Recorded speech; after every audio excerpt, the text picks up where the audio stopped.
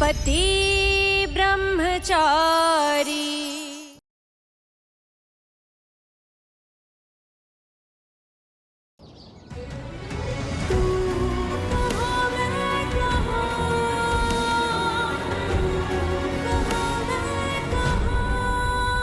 നിങ്ങൾ ഇവിടെ എന്താ ചെയ്യുന്നത്?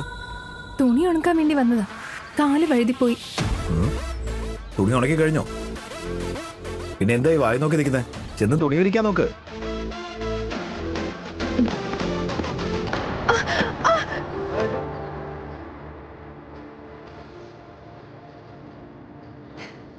സോറി.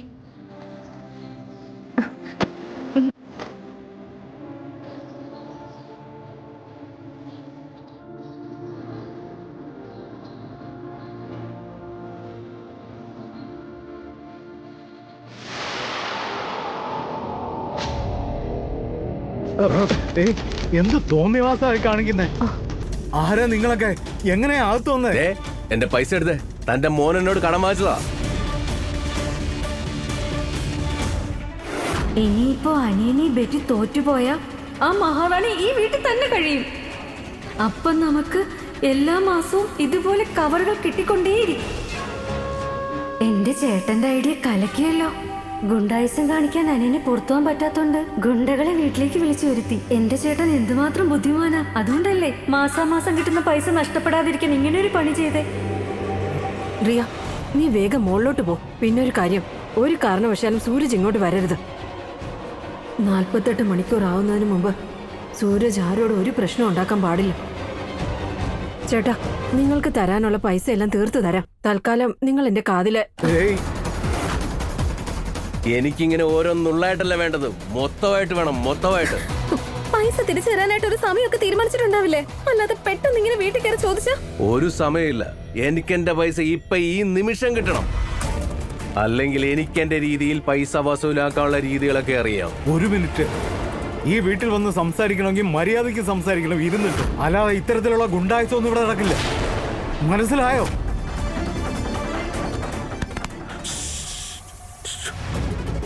താഴെ കുറച്ച് ഗുണ്ടകളെ ഏട്ടനെ തപ്പി വന്നിട്ടുണ്ട്.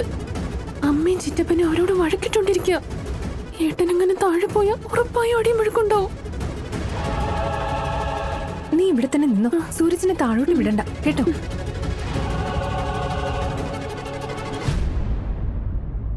മതി, സംസാരിക്കരുത്. പുറത്തു പോ. ഇറങ്ങി പോവാൻ എന്റെ വീട്ടിൽ. എന്റെ പൈസ വാങ്ങി തിന്നിട്ട് എന്നോട് പുറത്തു പോകാൻ പറയുന്ന കേളവാ. ചിറ്റപ്പ,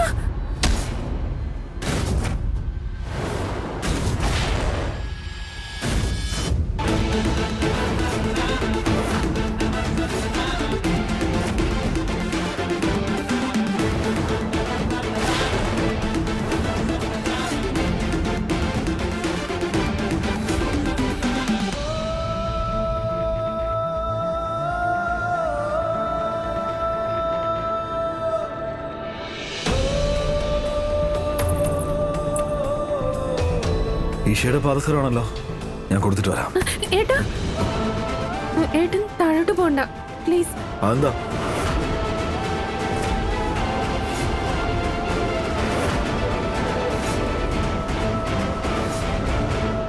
നിനക്ക് ഇത്രയ്ക്ക് ധൈര്യമോ? നീ എന്റെ അച്ഛനെ തല്ലുവല്ലേ? എടോ,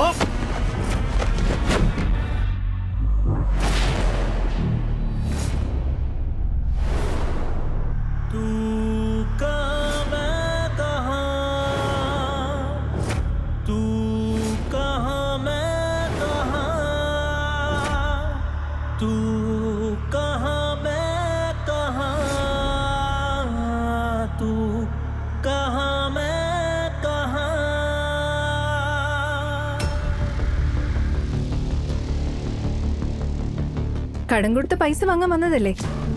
കടം കൊടുക്കുമ്പോ എന്തെങ്കിലും മുദ്രപത്രത്തിൽ സൈൻ ചെയ്ത് വാങ്ങിയിട്ടുണ്ടോ? അങ്ങനെയുള്ള പേപ്പേഴ്സ് ഉണ്ടോ? എന്നാൽ എഗ്രിമെന്റ് എവിടെയെന്ന് പറ.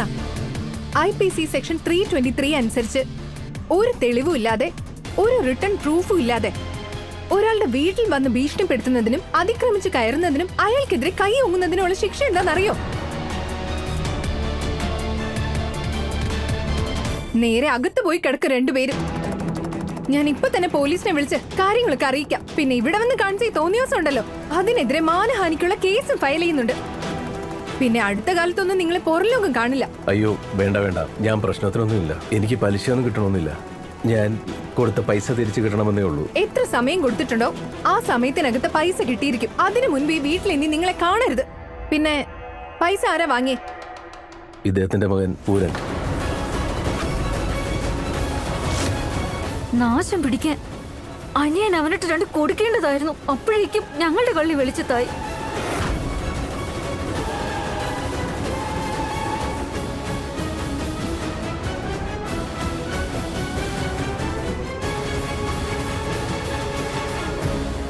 അസലായി മോളെ, വളരെ വിവേകത്തോടു കൂടിയാണ് ഇത്രയും വലിയ പ്രശ്നം നീ സോൾവ് ചെയ്തത്. അസലായി. ഒരച്ഛന്റെ ബാക്കിയുണ്ടായിരുന്ന അഭിമാനം കൂടിയാ നീ രക്ഷിച്ചത്.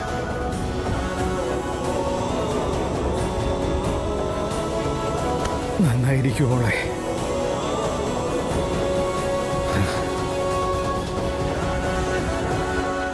ഏട്ടത്തിയുടെ പാദസരം.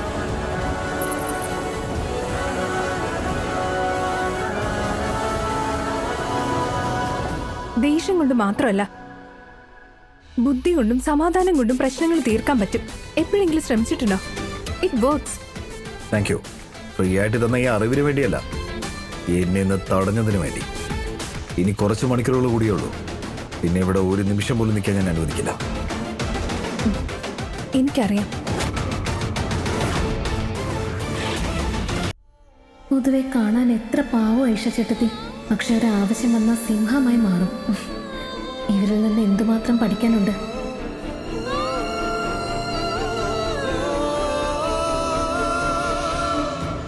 എന്റെ ഭഗവാനെ, ഞാൻ തോറ്റു. എടി, എവിടെയടി നിന്റെ ഭർത്താവെന്ന് പറയുന്ന ആ കോന്തൻ? വിളിക്കടി അവനെ. അവനല്ലേ പൈസ വാങ്ങിച്ചത്, അവൻ തന്നെ കൊടുക്കട്ടെ. ശരി ശരി അമ്മേ, ഞാൻ പറഞ്ഞ് മനസ്സിലാക്കിച്ചോളാം. എനിക്ക് ജോലിക്ക് പോകാൻ സമയമൊന്നു, ഞാൻ ഇറങ്ങട്ടെ.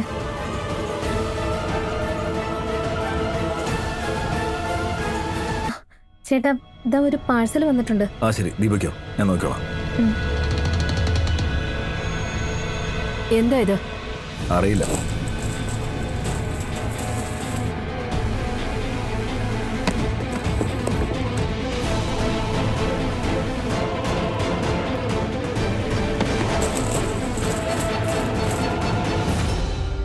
സൂരജ്, നീ ഇതെടുത്ത് കൊടുത്തോ. കാരണം എന്തായാലും നീ ഇപ്പോൾ ഒരാണല്ല.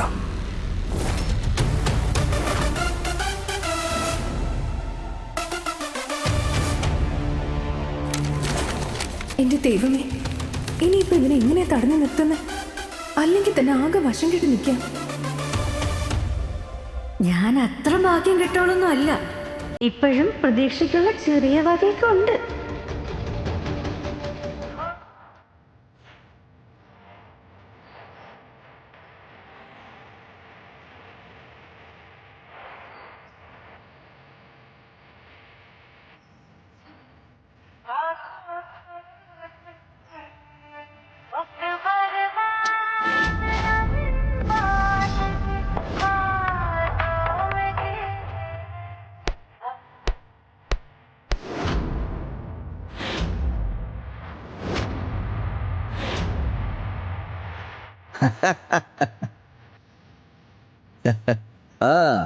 കളിച്ചോ?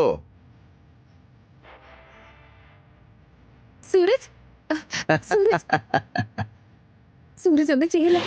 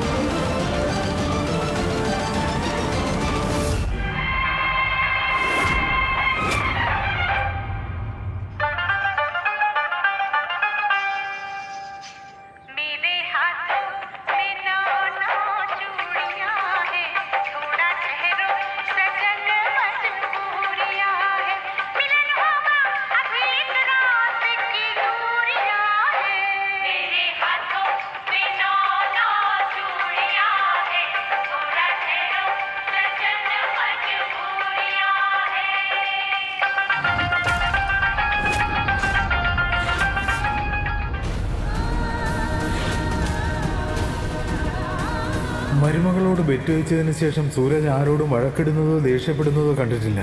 പക്ഷെ ഇന്നെങ്കിലും അവൻ ആരോടെങ്കിലും വഴക്കിടുകയോ ദേഷ്യപ്പെടുകയോ ചെയ്തില്ലെങ്കിൽ ഇഷമോൾക്ക് ഈ വീട് വിട്ടു പോകേണ്ടി വരും.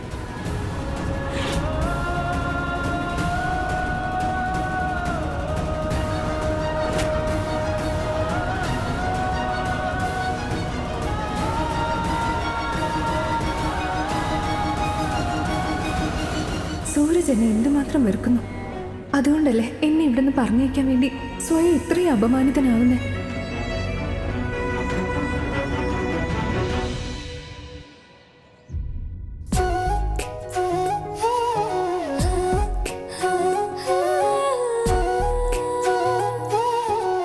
ഇത് നിങ്ങൾക്കുള്ളതാ, ഇഷ്ടമായിരിക്കല്ലോ അല്ലേ?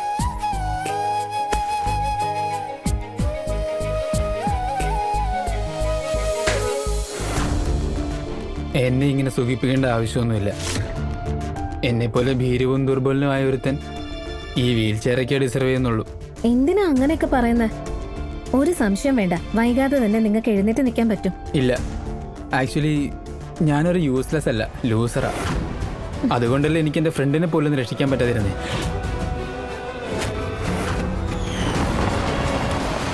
അനു ഒന്ന് ശ്രദ്ധിച്ചോടിക്ക്. ഡോൺ വരി, ഒന്നും സംഭവിക്കില്ലെന്നേ.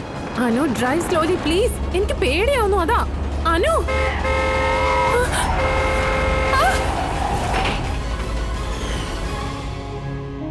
എൻ്റെ അശ്രദ്ധ കൊണ്ടാ. ഞാൻ ചെയ്ത തെറ്റുകൊണ്ട് എനിക്ക് അവളെ നഷ്ടപ്പെട്ടെ. അന്ന് മുതലാണ് ഞാൻ ഈ വീൽ ചെയറിൽ ഇങ്ങനെ ജീവിക്കുന്നത്. ഇപ്പോൾ ഈ ഒരു അവസ്ഥയിൽ എന്തെങ്കിലുമൊക്കെ ശരിയാവുന്നുള്ള കാര്യത്തിൽ എനിക്ക് തന്നെ എന്നെ വിശ്വാസമില്ല. പ്ലീസ്, നടന്ന സംഭവങ്ങളൊക്കെ ഒന്ന് മറക്കാൻ ഞാൻ ശ്രമിക്കും. മറക്കില്ല. എനിക്കിനി ശരിയാവാൻ വേണ്ട. അങ്ങനെ ശരിയാവുകയാണെങ്കിൽ തന്നെ ആർക്ക് വേണ്ടിയാ? എനിക്ക് വേണ്ടി.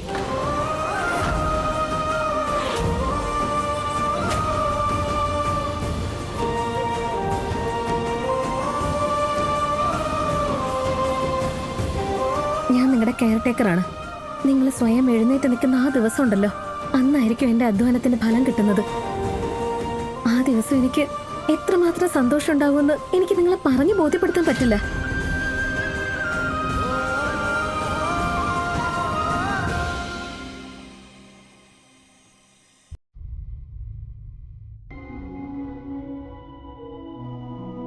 പറഞ്ഞ ബെറ്റ് പൂർത്തിയാവാൻ ഇനി 2 മണിക്കൂറൂടെ ഉള്ളൂ. അതിനുശേഷം എനിക്ക് ഫാമിലിയിൽ നിന്നും സൂരജിന്റെ ജീവിതത്തിൽ നിന്നും ഇറങ്ങിപ്പോയേ പറ്റൂ.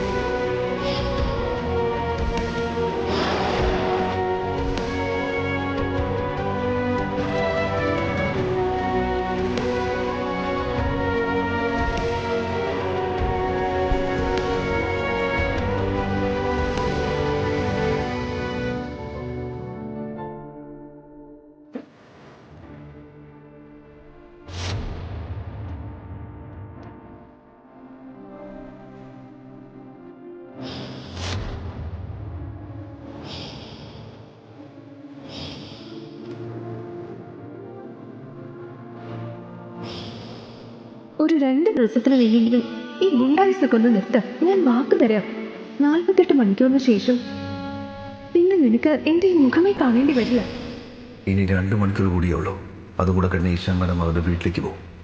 പിന്നെ ഇവിടുത്തെ പ്രശ്നങ്ങളായിട്ട് അവർക്ക് യാതൊരു ബന്ധവും ഉണ്ടാവില്ല.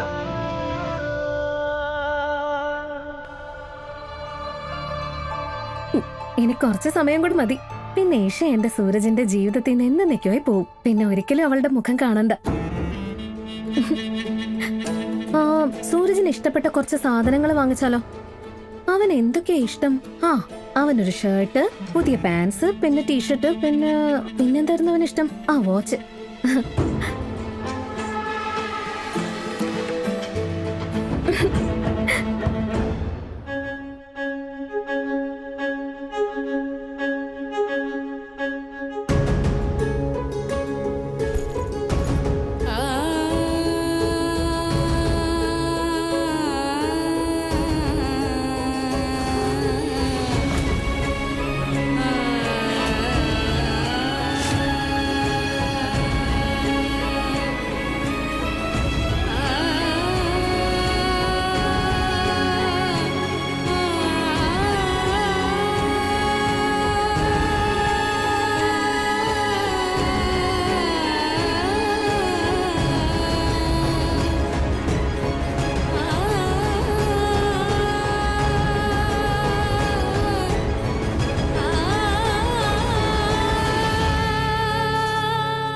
ഇങ്ങനെയൊക്കെ കഷ്ടപ്പെട്ടിട്ടും എന്താ ഫലം? 48 മണിക്കൂർ ഉണ്ടായിട്ടും ആ ബെറ്റ് തകർക്കാൻ നിങ്ങളുടെ അനിയന് പറ്റിയില്ലല്ലോ.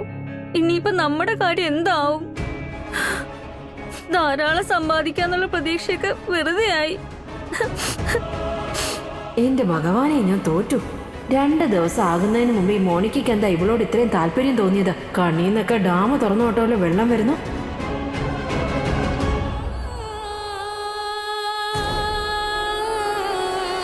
ഈ ക്ഷേത്രത്തെ അവരുടെ വീട്ടിലേക്ക് തിരിച്ചു ചെല്ലുന്നത് കൊണ്ട് അനുരാഗിന് കുറച്ചുകൂടി ധൈര്യം കിട്ടും. ഒരുപക്ഷെ അദ്ദേഹത്തിന് ആത്മവിശ്വാസം നൽകാൻ വേണ്ടി എനിക്ക് ചെയ്യാൻ പറ്റാത്തത് ഏട്ടത്തിക്ക് ചെയ്യാൻ പറ്റിയേക്കും.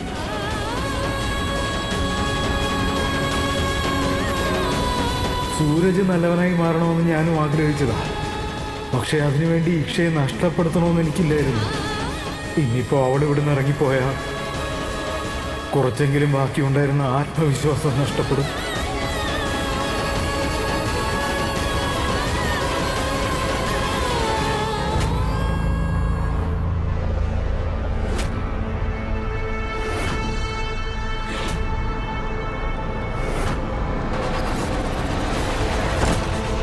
സൂരജ്,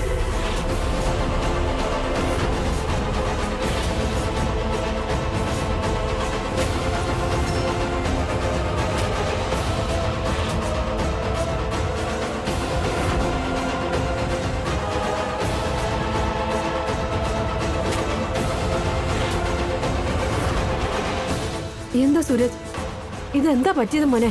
48 മണിക്കൂറിന് വേണ്ടി നീ എടുത്ത വ്രതം നശിച്ചു അല്ലേ? എന്തിനാ നീ വഴക്കിനും വക്കാണത്തിനും നിന്നേ? സൂരജ്,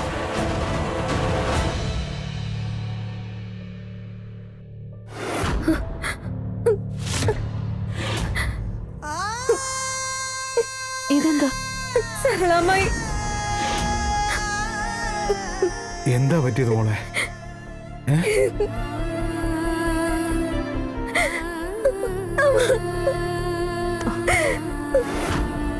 എന്താ പറ്റിയെന്ന് പറ.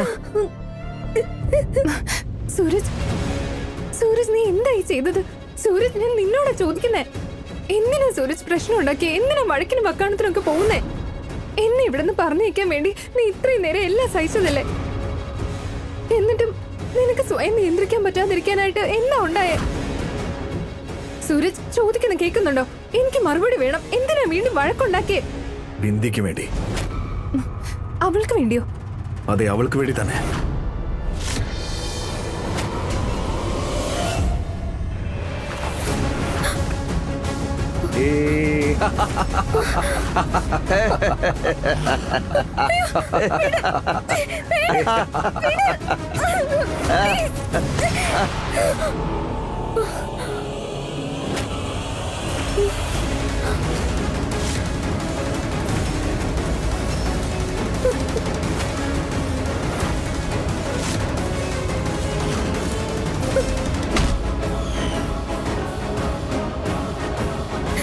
സൂരജിന് ഞാൻ കാരണം ഗുണ്ടകളുമായിട്ട് തല്ലുകൂടേണ്ടി വന്നു.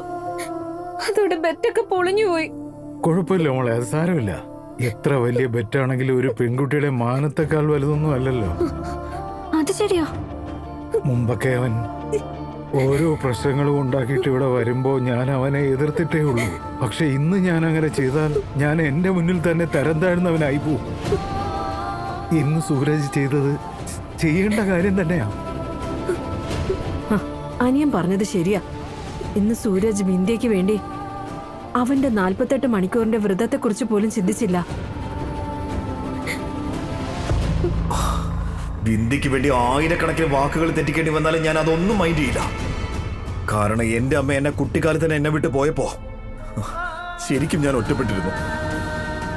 ഒറ്റപ്പെടൽ എന്നെ തകർത്തിരുന്നു. മിണ്ടാതെ ഒറ്റയ്ക്ക് ഒരിടത്തിരുന്ന് കരയായിരുന്നു ഞാൻ കരയുന്നത് കണ്ട് അവളും എന്ന് എന്നോടൊപ്പം ഇരുന്ന് കരയുമായിരുന്നു. പരസ്പരം കണ്ണീര് തുറച്ച് വളർന്നവരാ ഞങ്ങള്. എന്നും എന്റെ കാര്യത്തിൽ ശ്രദ്ധ വെച്ചിട്ടുണ്ടായിരുന്നു അവള് കഴിക്കുന്നതിന് മുമ്പ് എപ്പോഴും ഞാൻ കഴിച്ചെന്ന് അവൾ അന്വേഷിക്കുമായിരുന്നു. കുട്ടിക്കാലം മുതൽ ഇന്ന് വരെ ഒറ്റപ്പെടൽ എന്താണെന്നുള്ളത് അവൾ എന്നെ അറിയിച്ചിട്ടില്ല. അപ്പൊ പിന്നെ ഒരു വാക്കിന്റെ പേരിൽ എനിക്ക് അവളെങ്ങനെ കൈവിട്ട് കളയാൻ പറ്റുമോ? ചെറുപ്പം മുതലേ അവൾ എന്റെ കൂട്ടുകാരിയാണ്.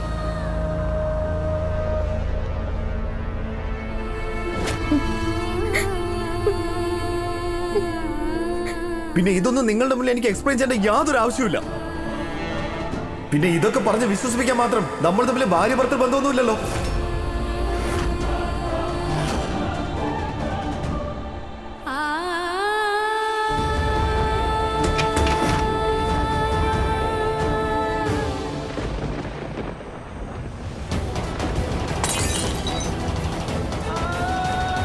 ഇവർക്ക് എന്റെ ജീവിതത്തിൽ നിന്ന് ഇറങ്ങി പോയാലെന്താ? കഷ്ടം. ഒരു 15 മിനിറ്റ് കൂടെ കഴിഞ്ഞിട്ടാണ് ഈ സംഭവം നടന്നതെങ്കിൽ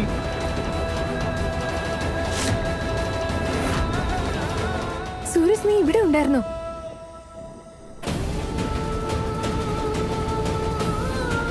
എത്ര നേരമായി നിന്നെ ഞാൻ അന്വേഷിക്കുന്നു. നിനക്ക് സമയത്തെക്കുറിച്ച് ഒരു ബോധവും ഇല്ലല്ലേ? നീ ഇപ്പൊ വീട്ടിലുണ്ടായിരിക്കേണ്ട സമയമല്ലേ?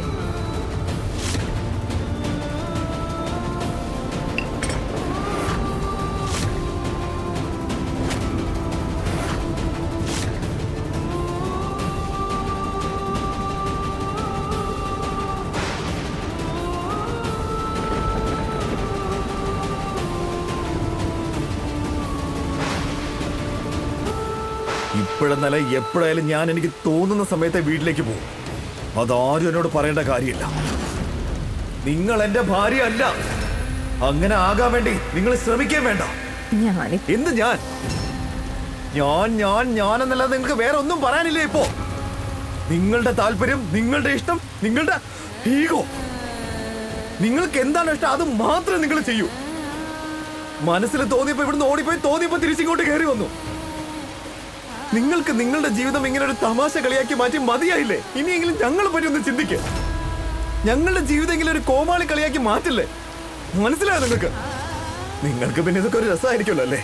ആ എന്നാ പിന്നെ ചിരിച്ചോളൂ, ചിരിച്ചോ. ഇന്നലെ അവിടെ ചിരിക്കുന്നുണ്ടായിരുന്നല്ലോ. അതുപോലെ നിങ്ങൾ വിചാരിച്ചിരുന്നെങ്കിൽ ആരോട് പറയുന്നത് നിങ്ങൾക്ക് ഇവിടുന്ന് പോവായിരുന്നു. ഒരുപാട് അവസരങ്ങൾ ഉണ്ടായിരുന്നു. എന്നിട്ട് നിങ്ങളത് ചെയ്തില്ല. ഈ 48 മണിക്കൂർ നാടകം കൂടെ കളിക്കാതെ ഇവിടുന്ന് പോകാൻ പറ്റില്ലല്ലോ അല്ലേ? പിന്നെ എന്നെ പോലൊരു ഗുണ്ടയെ തിരുത്താൻ പറ്റുന്നുള്ള ചിന്ത നിങ്ങളുടെ മനസ്സിൽ എങ്ങനെ വന്നു? എന്തിനാ അതിനെ ശ്രമിക്കുന്നത്? അത് യാഥാർത്ഥ്യം എന്നുള്ള തെറ്റിദ്ധാരണ നിങ്ങൾക്ക് എങ്ങനെ ഉണ്ടായി? ഒരു കാര്യം നിങ്ങളുടെ ബുദ്ധിയിൽ ശരിക്കും ഉറപ്പിച്ചോ. അതായത് ഞാൻ ഗുണ്ടയായിരുന്നു, ഗുണ്ടയാണ്, ഇനി അങ്ങോട്ട് അത് തന്നെ ആയിരിക്കും.